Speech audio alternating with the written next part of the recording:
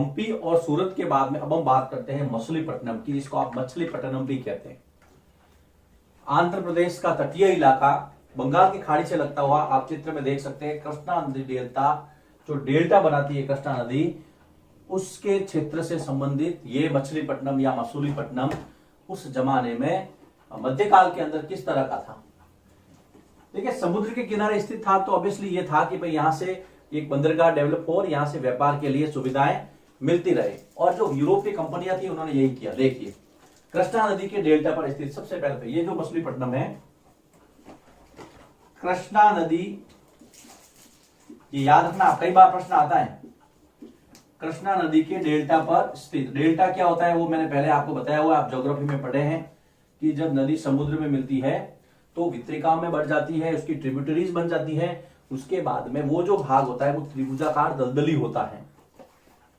इस तरह से मान लीजिए नदी है, ये समुद्र में मिल रही है, मिलने से पहले ये वितरिकाओं में बढ़ जाती है, ये जो भाग है ये त्रिभुजाकार है, ये कहलाता है डेल्टा। और इसकी विशेषता होती है ये बहुत उपजाऊ होता है दोस्तों।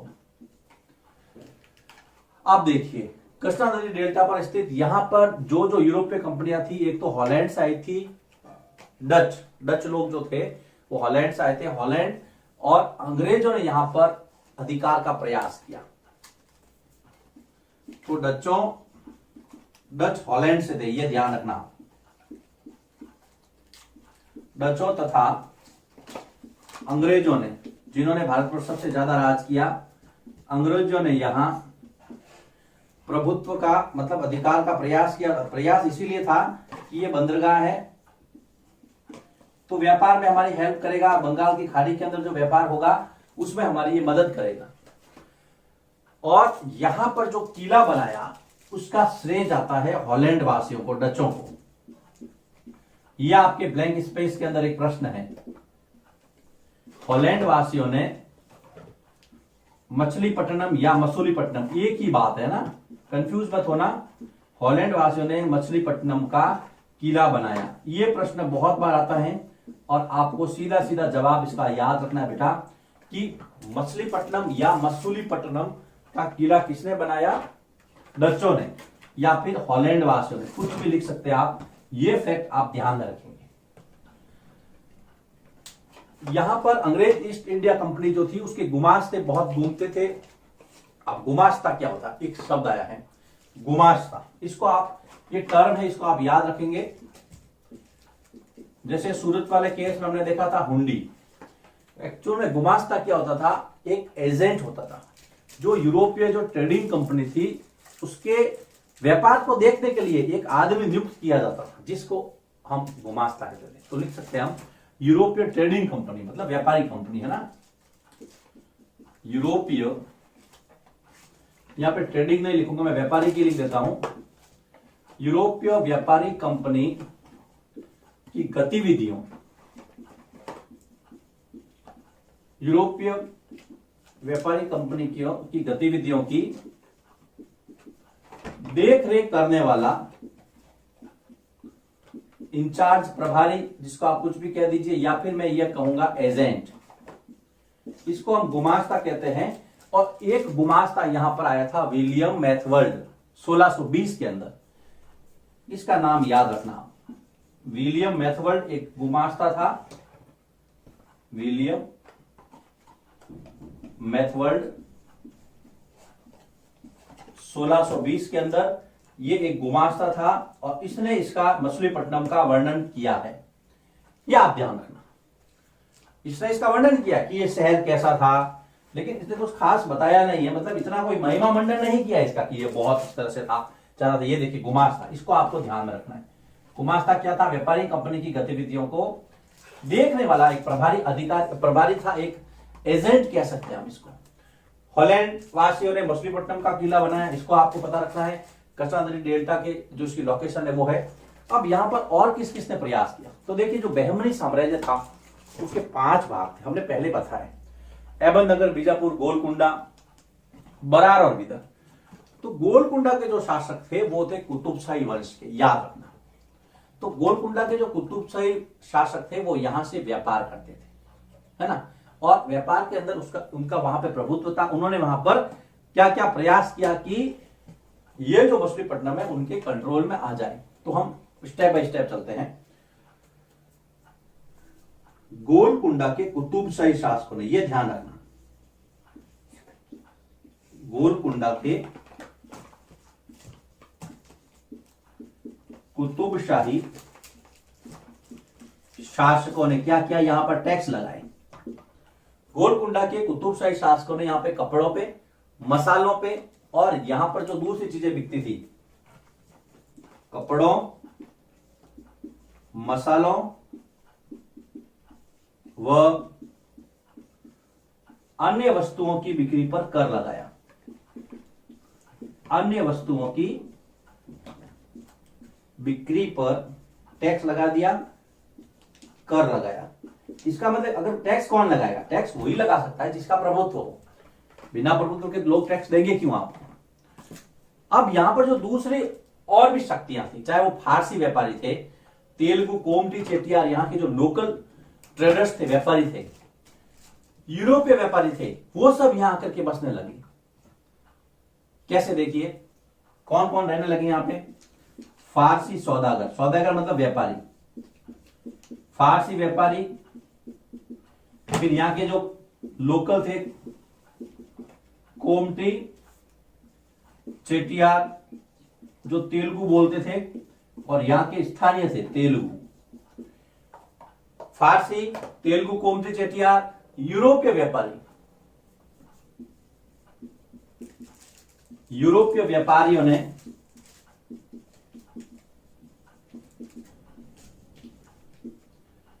इसे का मतलब मछलीपट्टनम है ना, इसे का मतलब आप मछलीपट्टनम समझना। इसे एक तो आबादी वाला बनाया, लोग यहां बसते गए, आबादी वाला, तथा यहां पे निर्माण कार्य भी करवाए, तो ये समृद्धिशाली हो गया। पैसे यहां पे अब धीरे धीरे व्यापार के माध्यम से आने लगे तथा समृद्धिशाली बनाया। इसको, मछलीपट्टनम को। तो ये सारी चीजें जो है आपको अभी फिलहाल पता रखनी है। इनिशियल जो स्टडी किया हमने मछलीपट्टनम का, हमने पढ़ा मछलीपट्टनम, मछलीपट्टनम कृष्णा नदी डेल्टा, आंध्र प्रदेश का तटीय इलाका, ध्यान रखना। मैप आपको पहले बता चुका हूं मैं। उसके बाद में यहां पर डच और अंग्रेजों ने प्रभुत्व का प्रयास किया।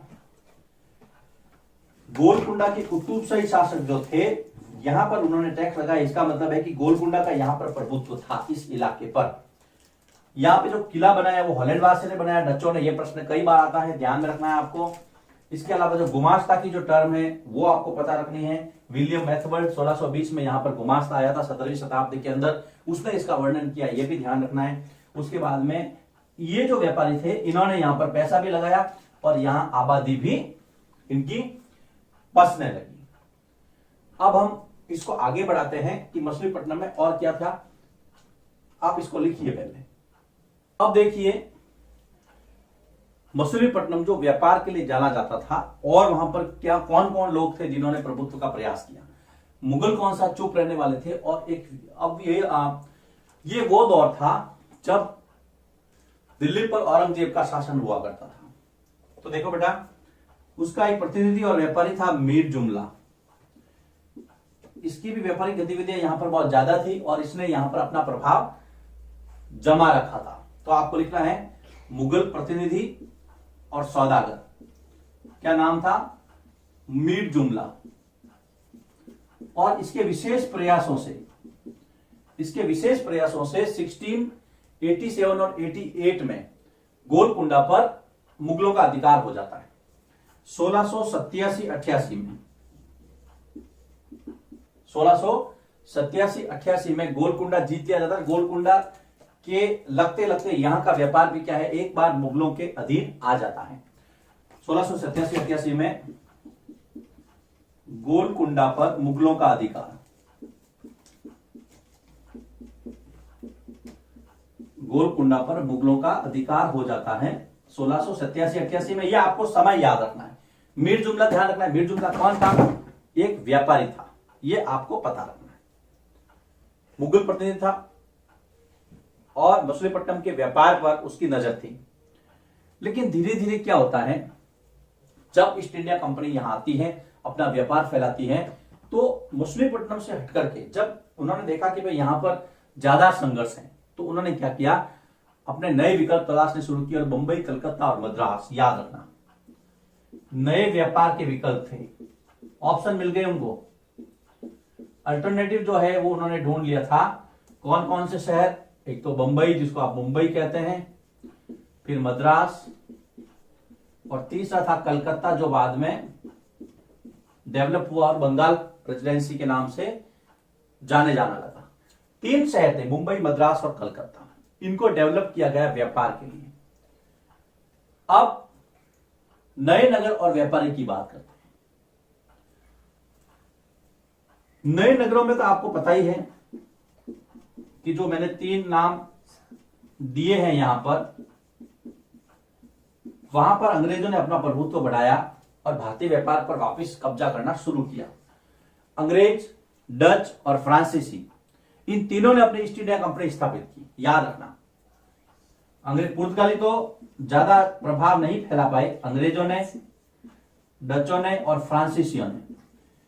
ये तीनों व्यापारिक जो कंपनियां थी, इन तीनों की ईस्ट इंडिया कंपनी थी, लेकिन सबसे जो ज्यादा राज किया वो किया इंग्लिश ईस्ट इंडिया कंपनी या ब्रिटिश ईस्ट इंडिया कंपनी, अंग्रेजों ने। याद रखना, इन तीनों ने भारतीय व्यापार पर अपनी पकड़ मजबूत बनाने के प्रयास किए। तो आपके दिमाग में आ सकता है कि सर भारतीय व्यापारी क्या कर रहे, भारतीय व्यापारी भी कर रहे थे, लेकिन उनकी जो नौसैनिक शक्ति थी वो बहुत कमजोर थी। जैसे कि कुछ नाम है, मुल्ला अब्दुल गफूर, याद रखना, मुल्ला अब्दुल गफूर, एक वीर जी वोरा, वोरा भी जो है वो व्यापारिक जाति है। ये दोनों भारतीय व्यापारी थे। इन्होंने काफी प्रयास किया कि अंग्रेजों से हम संघर्ष करें या इन कंपनियों से संघर्ष करें, लेकिन इनकी जो नौसैनिक शक्ति थी वो उनके आगे नहीं टिक पाई और आखिरकार अंग्रेजों को सफलता मिली। इन तीनों में भी और इनसे भी, देखो इससे भी और इससे भी, आखिरकार जो सफल कौन थे, अंग्रेज सबसे लास्ट में सफल हुए। अंग्रेज सफल हुए सबसे लास्ट में। लेकिन इसके बाद के में दूसरी जगह पे देखिए, कपड़ा जो है अब बहुत ज्यादा आगे बढ़ रहा था सूती वस्त्र उद्योग और कपास के कारण से। तो नए नए व्यवसाय पनपने लगे थे, कताई है, बुनाई है, धुलाई है, रंगाई है, ये नए व्यवसाय पनपे। देखिए इधर कपड़े को बुनना, फिर कातना, सूत कातना, फिर कपड़े को रंगना और फिर छपाई। ये जो नए व्यवसाय थे वो प्रकाश में आए। लोगों ने नए नए रोजगार अपनाने शुरू किए, जिसमें बुनाई थी, कताई थी, रंगाई थी और छपाई थी। भारतीय वस्त्रों के नए नए डिजाइन बनने लगे और यहां पर एक जो नई प्रणाली थी वो विकसित हुई, जिसको आपने कहा है पेशगी व्यवस्था। देखिए क्या था पेशगी। पेशगी में क्या होता था कि अंग्रेज व्यापारियों द्वारा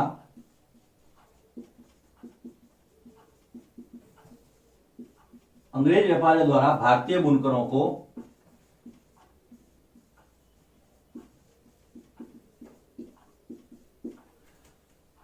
कपड़े की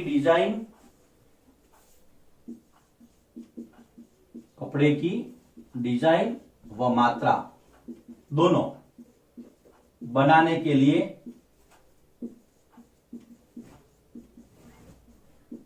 दिया गया एडवांस, उसको हम पेशगी कहते थे। इसको आप समझना, पेशगी में क्या होता था, अंग्रेज जो है भारतीय जो बुनकर थे, जो कपड़ा बनाते थे, उनको कहते थे आपको इतना कपड़ा बना दीजिए, आपको 100 मीटर कपड़ा बनाना, और उसकी डिजाइन क्या बनानी है वो भी वो तय करते थे। और बुनकरों का काम एक तरह से तो आसान हो जाता था कि चलो उनको कोई भी जो ग्राहक है, खरीदार है, वो ढूंढना नहीं पड़ता था। सीधा एडवांस लिया, काम किया, उसी को आदमी को, उसी एजेंट को जो है वो उन्होंने कपड़ा दे दिया। लेकिन इससे क्या हुआ कि बुनकरों की स्वतंत्रता घट गई। कैसे घटी? बुनकरों की स्वतंत्रता घटी, बुनकरों की स्वतंत्रता घट गई। किससे? पेशगी से। कैसे घटी? उनका मुनाफा कम हुआ,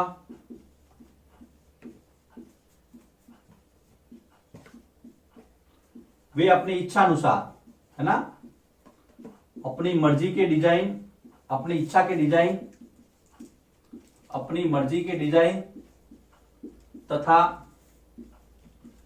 कपड़ा बनाने के लिए स्वतंत्र नहीं थे।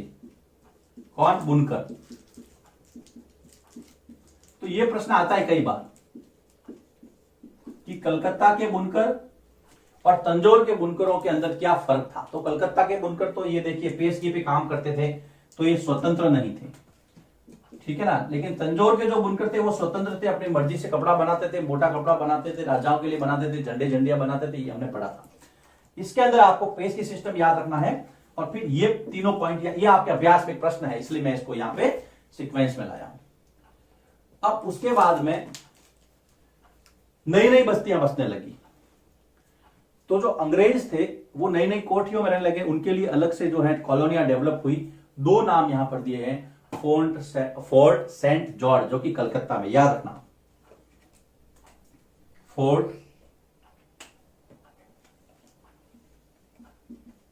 Fort Saint George